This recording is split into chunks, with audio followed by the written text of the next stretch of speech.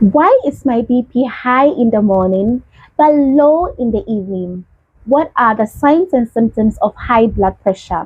Should I be worried about erectile dysfunction or sexual dissatisfaction and other side effects associated with hypertensive drugs? Do I take these drugs for life? And finally, what is the link between excessive salt intake and high blood pressure?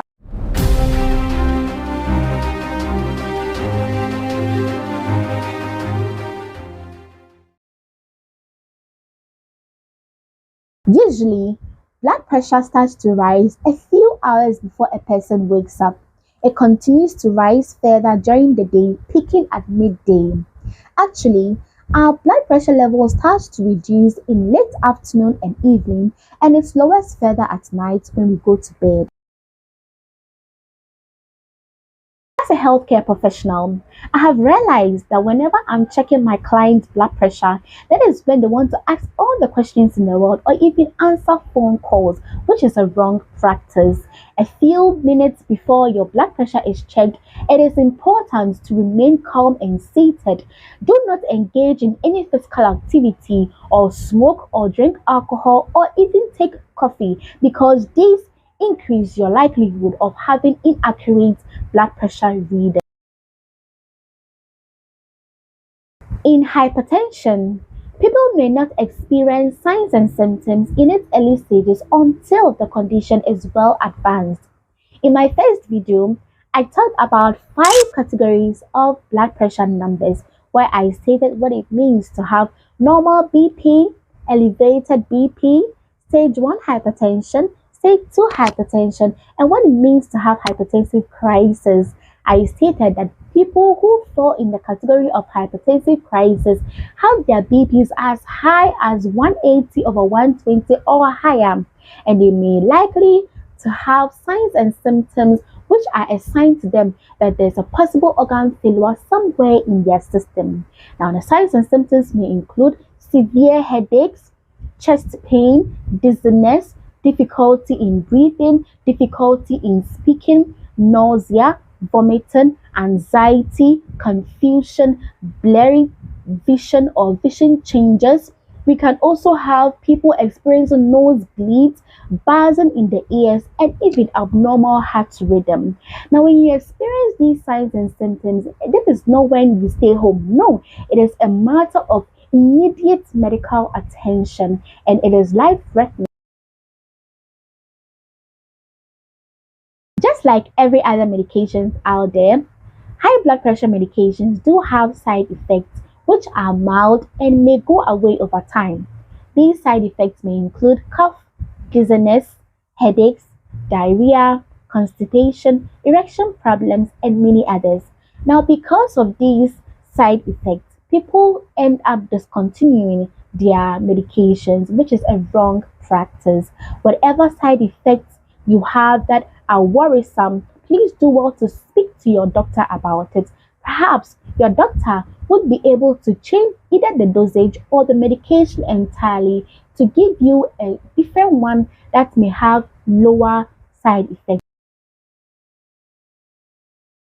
The answer is yes. Unfortunately, you have to take your BP medications for life in order to control your high blood pressure and to prevent the onset of complications like stroke, heart attack, and heart failure.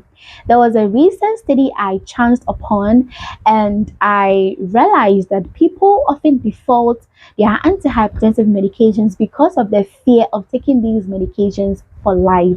And this also confirms the statistics by the World Health Organization, which states that 1.2 billion people, as estimated, have high blood pressure.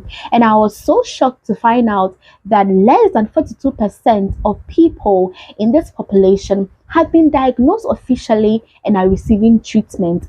And I was more shocked to realize that when you sample 5 people from the 42%, only one person is likely to religiously take their antihypertensive medications. You have to constantly take our BP medications in order to have a reduced or controlled blood pressure numbers. And even with that, the more we take these medications, the more our doctor is likely to reduce or stop treatment.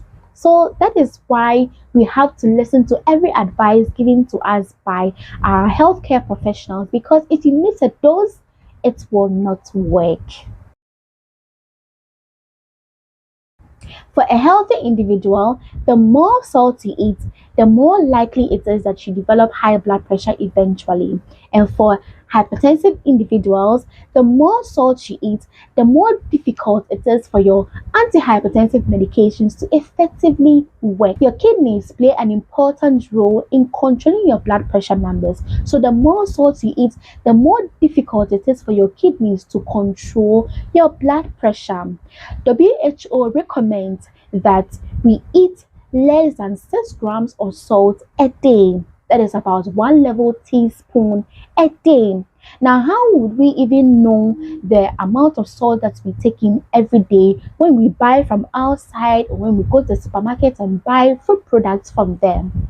Now, there are 3 categories to consider in choosing products from outside or from the supermarket before consuming them.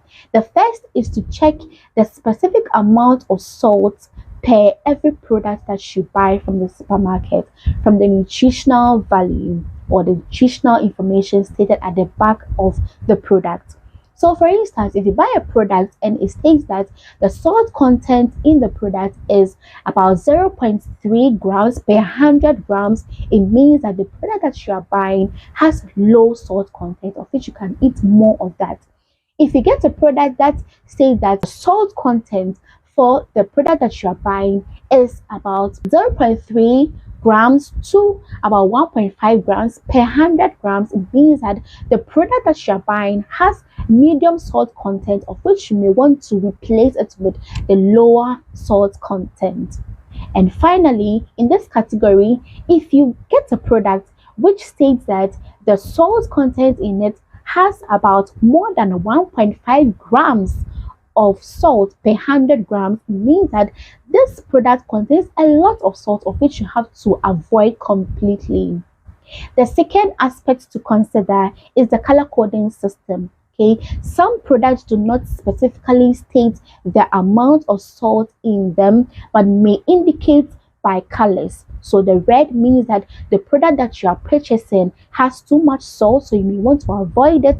Amber or yellow means that the salt content in them is actually medium, so you may want to replace it with a lower content, which is green. So whenever you take a product and they've written green as the salt content, it means that the product that you are buying has low salt in them. The third point to consider is by checking the ingredients.